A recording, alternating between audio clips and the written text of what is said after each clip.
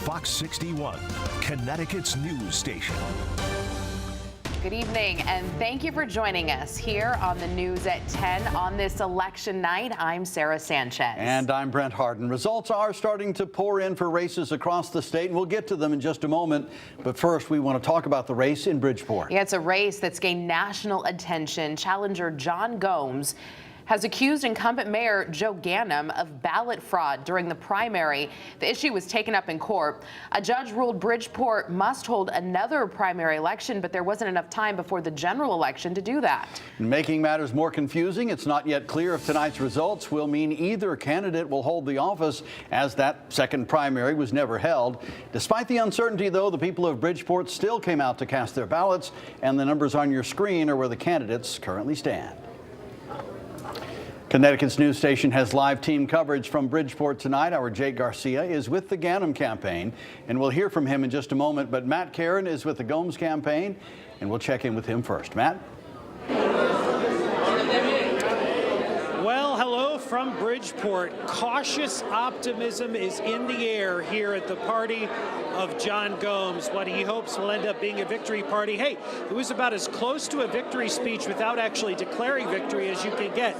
John Gomes claiming that he has yet again won on the in-person vote, the people who physically came to the polls. He says he won by about 564 votes. But here's the kicker, as it always is in Bridgeport, there are 1,691, at least, absentee ballots that have been returned to the city clerk and have still yet to be counted. So the big question is, could we see a repeat of what happened during the primary where Joe Ganam will overtake him?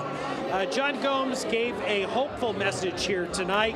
He urged caution. He's saying that he will fight on regardless of what happens. He said that this is a movement and they are making history. He talked about some of his fundamental pillars of governing. Here's what he had to say. Our campaign has been true to its pillars, which included a fair government, strong, consistent economic growth. We talked about the public safety sector, and we talked about an education that's second to none. And we will continue with this fight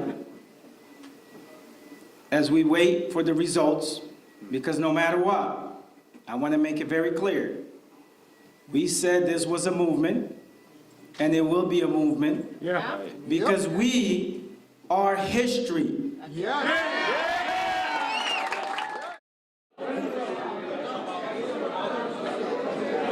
All right, so we're going to be closely following this race as the night goes on. Again, cautious optimism in the air here at the campaign party of John Gomes, the challenger to Mayor Joe Ganam.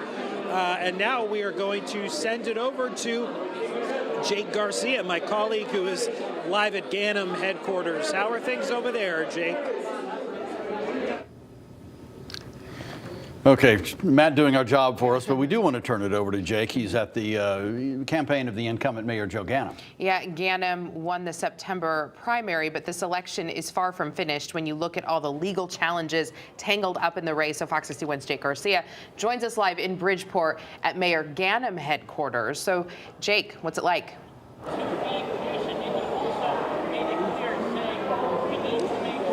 Well, the mood is very lively here at the Ganam Watch Party, and Mayor Ganam just taking the podium just about 30 minutes ago, talking to supporters briefly, saying that they need to be patient for the results to come in. As you may remember, it took a while for the primary results to come in as well, but he's asking for patience as well tonight on election night. Now, supporters are still here in a large group waiting to see if the race is eventually called tonight. Once again, you may remember in September that the primary results were not finalized that night. However, Mayor Ganam says that he is confident that he can secure a victory, saying today was more about voters having faith in democracy and the democratic process and showing up to vote. The turnout was that terrible, but I think, frankly, there was some impact by the court saying that maybe this election didn't count. And, the truth of the matter is, we don't know what happens after 8 o'clock tonight, regardless of what the results are.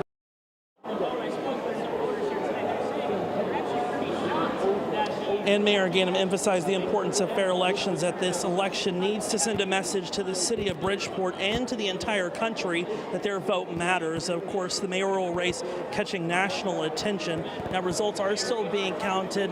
Mayor Joe Ganam saying he's not ready to declare victory or wish anyone well at this point, but he's just waiting to see the results and how they play out. Live in Bridgeport, Jake Garcia, Fox 61, Connecticut's news station. Yeah, Jake, this one could stretch out for a bit. Thank you. And there are more election troubles cropping up in the Park City tonight. You can't make this stuff up. A pair of Bridgeport City Council members were arrested at polling locations this afternoon. Police say Samia Suleiman and Maria Pereira were both arrested in two separate incidents. Police say Suleiman was causing a disturbance at a polling location. Pereira is accused of assaulting a 70-year-old woman at the polls. Both women have been charged. We are working to learn more about what exactly happened. To Hartford now, where voters have picked a new leader. It was a busy race for mayor in the capital city, but a Democrat will once again lead the city of Hartford. The AP has called the Hartford mayoral race in favor of Arunan Arulamplam. Fox 61 political reporter Emma Wolfhorst joins us from Duncan Park, where the mayor-elect spoke to his supporters tonight.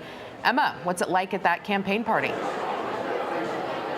Well, Sarah, Brent, there is still a lot of excitement right now. As you can hear, they're blasting the music. There's a lot of people talking and celebrating here at Duncan Park, celebrating the next projected mayor of the city of Hartford, Arunan Arulamplam. Just about an hour after polls closed here, the race was called for Arulamplam. He came down to address the crowd just about an hour ago, saying he's excited for the future of Hartford. He talked about making the city safer, bettering education, and increasing affordable housing, all issues he campaigned on.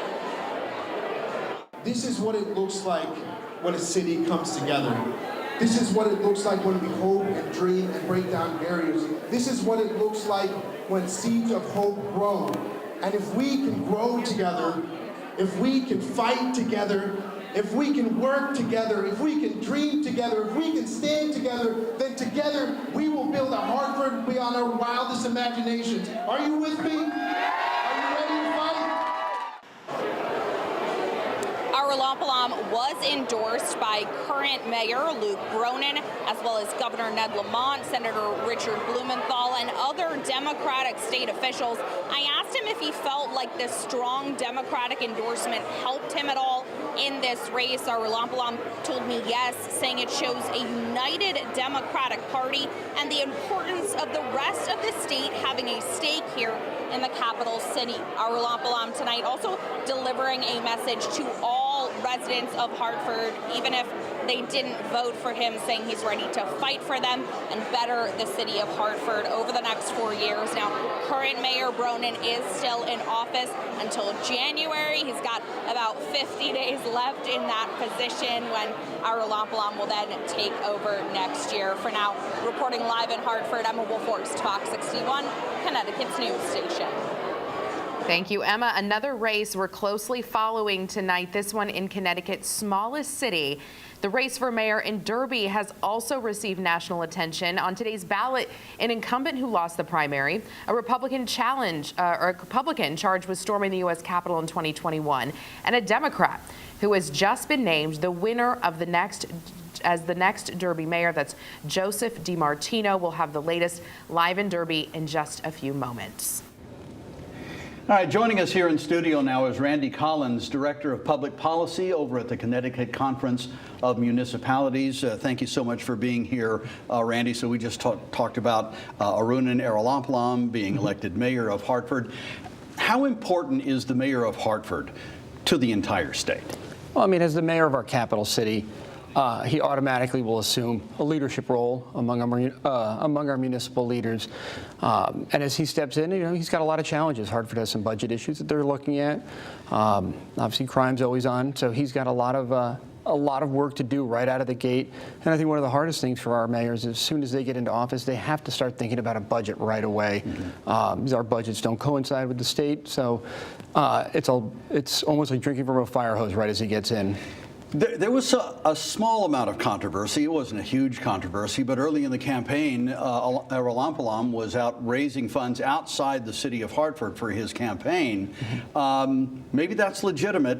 If the rest of the state kind of depends on how Hartford does, how Hartford goes.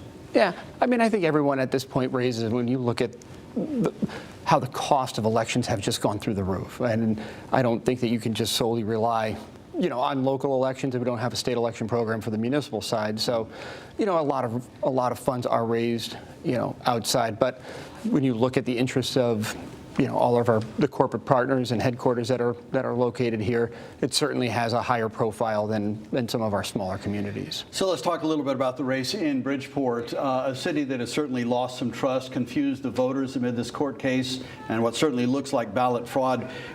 What are the wider implications, ramifications of the voter scandal in Bridgeport? I think the broader ramifications are that it turns voters off. I think it adds to that narrative that the vote doesn't matter, and I think that's why you see generally, some lower turnout percentages. I mean, I think we're at maybe around 25% voter turnout statewide, and I think it's much lower in Bridgeport the last numbers I saw. And I think people, when they don't think that their vote matters, don't turn out. And I think that disconnects people from their elected leaders, and I don't think it's a good representation of our state and where we are. Okay, Randy Collins, thank you for being with us. Stick around. We're going to visit with you throughout the evening. We appreciate your time. All right. No problem. Thanks. Sarah? All right, thank you. Results are still coming in. You can text the word results to the number there on your screen. We'll send you a link to the coverage on our website, fox61.com. It's being updated throughout the night. All right, time now for a first check of the forecast. Looking ahead to tomorrow's numbers, expect a big chill to move in. Here's Chief Meteorologist Rachel Frank. Hi, Rachel. Yeah, the election numbers are coming in. We're seeing the numbers coming in colder for tomorrow, about 20 degrees cooler than it was outside today when we rebounded into the mid to upper 60s in the afternoon.